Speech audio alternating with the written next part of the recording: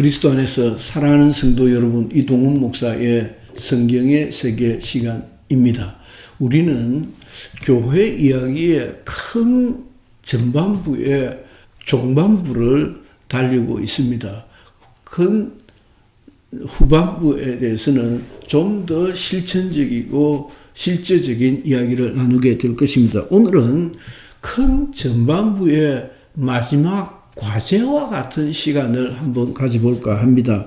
무슨 얘기인가 하니까 여태껏 교회 이야기를 계속 진행하면서 우리가 잠시 언급도 했고 숙제로 남겨두기도 했던, 그러나 우리가 신앙생활을 하면서 우리 주변에서 일어나고 있는 이런 교회적인 사사로운 문제들을 좀 더 정리해서 여러분들에게 남겨두고 생각하고, 이와 같은 문제들이 있을 수가 있구나 라고 하는 것을 좀 언급해 볼까 합니다. 몇 가지로 나누어서 시간이 얼마가 될는지 좀 살펴보겠습니다. 첫째는 소위 감독교회적인 것의 의미를 우리가 어떻게 규정해야 할 것인가 하는 겁니다. 성경에는 분명히 에피스코팔, 감독자를 세우셨다라고 했는데, 그 감독이라는 것의 성경적인 의미가 무엇이고, 그 이후에 이 단어가 갖게 된 의미의 차이는 무엇인가 하는 소위 에피스코팔, 감독제에 대한 우리의 입장은 어떠해야 할 것인가 라고 하는 점입니다.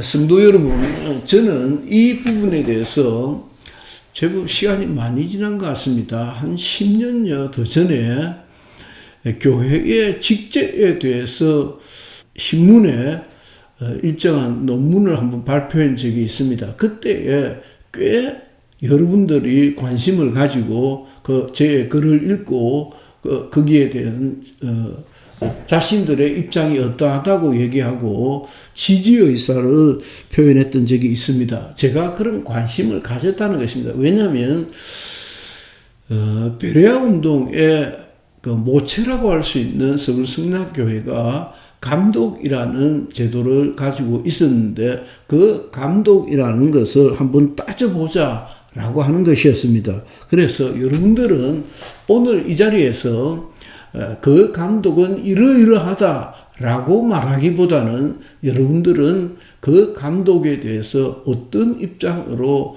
발전되어져야 보다 더 바람직한 것이겠는가 하는 것을 말씀드렸으면 합니다. 제가 주장하는 기본적인 입장은, 성경은 적어도 감리교회가 이야기하는 계급적 의미의 감독에 대해서는 언급하고 있지 않다라고 하는 것입니다. 그 감독은 에피스코팔보다는 오버시라고 하면 슈퍼바이저는 여러 부목사들이 있는데 그 부목사들을 이끌고 가는 사람. 그러나 그 이끌고 가는 사람이 감독제도의 감리교의 감독과는 전혀 다릅니다. 감리교의 감독은 감독님하고 그 감독에 대한 절대권을 인정하고 그 계급을 인정하지만, 그러나 성경이 이야기하고 있는 감독자를 세웠다, 주님의 양들을 위하여 감독자를 세웠다는 그 감독은 목사를 가르친 것이다 라고 하는 것이 제 기본적인 입장이었습니다. 여러분들은 또 어떻게 생각하시는지, 그리고 그 감독이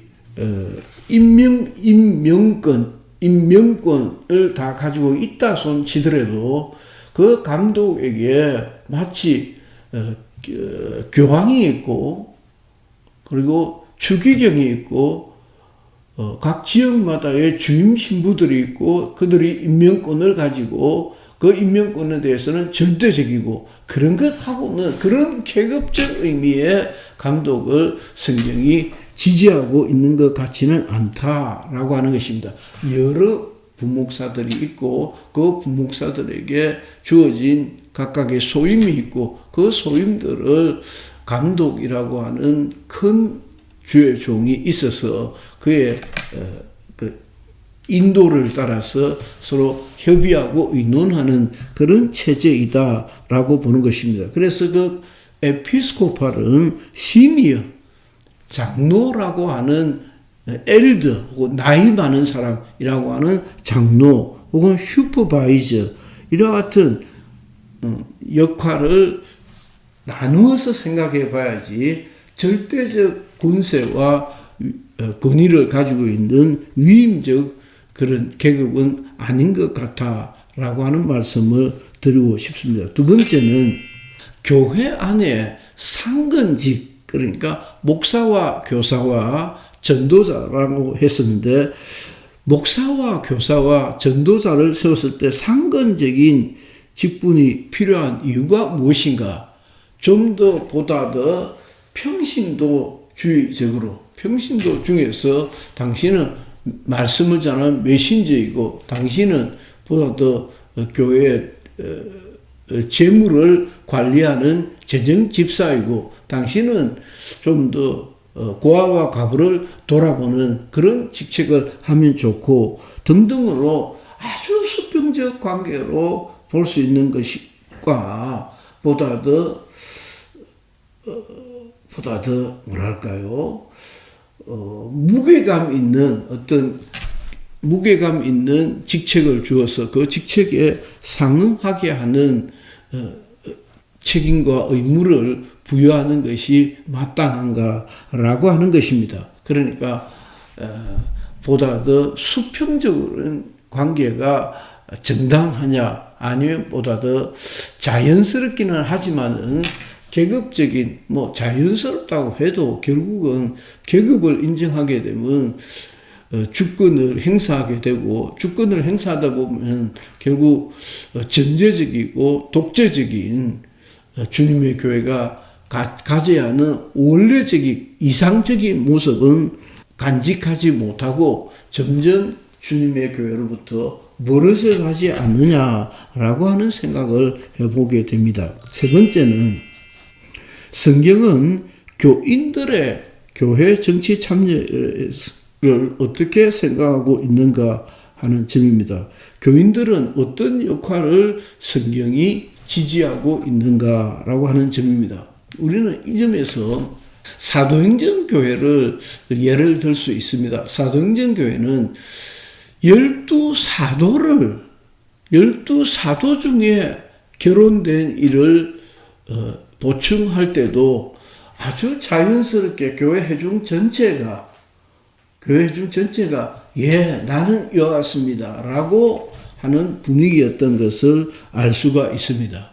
여러분들은 어떻게 생각하십니까? 오늘 한국 교회는 어떻게 해야 보다 더 자연스럽게 성경을 닮은 평신도들의 참여를 인정할 수 있을 것일까요? 그래서 평신도 중심적인 교회를 우리가 지금 제 20대 대통령 선거를 준비하고 있는 중인데, 각 당에서 주자를 뽑는 경선이 진행 중입니다. 우리가 여기에서 저는 저 나이만큼 대통령 선거를 지켜보면서 또 국회의원 선거를 지켜보면서 경험하는 것이 있습니다. 그 경선 과정에서 하는 그 말들, 설들, 정책들은 아무런 의미가 없습니다. 무슨 거짓말인들 못하겠습니까? 아니, 지나간 날들을 돌아보면 그 어떤 거짓말인들 못하겠으며 한들 무슨 의미가 있겠습니까? 심지어는 19대 대통령 문아무개 씨는 그의 취임사에서 어마어마한 이야기를 했습니다. 그 이야기를 들었던 저도 TV를 통해 들으면서 이야, 참 좋은 세상이 오겠다라고 했습니다. 그러나 웬걸요? 그야말로 그런 거짓말쟁이를 세상에 두 번 다시 보지 않았으면 좋겠다는 생각이 듭니다. 왜냐하면 그 취임사에 정말 1도 닮은 역할을 안 해봤기 때문입니다. 언제 그가 광화문 대통령이었습니까? 언제 그가 퇴임 후 막걸리라도 한잔 할 수 있는, 소주라도 한잔 할 수 있는 그런 대통령이었습니까? 언제 공정하며, 언제 평등하였으며, 언제 기회가 다 주어졌습니까? 언제 언론의 자유가 주어졌습니까? 아주 교묘하게 현 정권은 언론을 탄압하고 모든 사정기관들을 장악하고 입법, 사법, 행정기관들을 장악하고 그저 쪽도 설 수 없는, 정말 국민을 개돼지 취급하지 않으면 있을 수 없는 이런 일들을 하고 있지 않습니까? 그건 교회도 마찬가지입니다. 교회도 마찬가지일 것으로 보는 것입니다. 보다 더 어떤 제도적 장치가 있어야지 사람이 제가 이렇게 하겠습니다 라고 혹시 그럴 수도 있어요. 혹시 젊은 날에는 참 좋은 생각에서, 좋은 자세로서 그럴 수 있어도 우리가 민주주의를 구현하는 정치 체제에서도 적잖이 무게감 있게 고려해 봐야 되는데 제도화되어야 된다. 이런 표현을 많이 씁니다. 교회 역시 마찬가지인 것입니다. 교회 역시 인간은 기본적으로 굉장히 사악하다는 것을 전제로 할 때 교회도 제도화되어서 그 제도가 굴러가고 제도가 어떻게 합법적으로 정당하게 실현되고 있는가에 집중해야지 사람의 선한 말에 속아 넘어가서는 안 된다라고 보아십니다. 따라서 평신도들이 좀 더 자연스럽게 권리와 권세를 행사할 수 있는 어떤 장치가 없을까라고 생각해 볼 수 있겠습니다. 그 다음은 네 번째입니까? 감독제도가 중요한데 감독제도의 주요한 특징은 무엇인가? 그것이 로마 가톨릭 교회나 한국에서는 좀 적습니다만은 요즘은 성공회 대학이 있어서 그 성공회 대학의 교수들이 성공회가 꽤 진보적입니다. 꽤 진보적이고 영국 교회의 지지를 받고 있기 때문에 영국의 국교이지 않습니까? 국교이다 보니까 영국 정부의 지지도 또 받고 있기 때문에 굉장히 바른 말을 하는데 익숙해 있는 편입니다. 거기에 진보적 생각을 가지고 있는 교수들이 꽤 들어갔고 그 덕으로 인해서 성공회 대학 덕택에 성공회도 성공회라는 교회도 있구나. 그게 영국의 국교회구나. 이렇게 알려져 있습니다.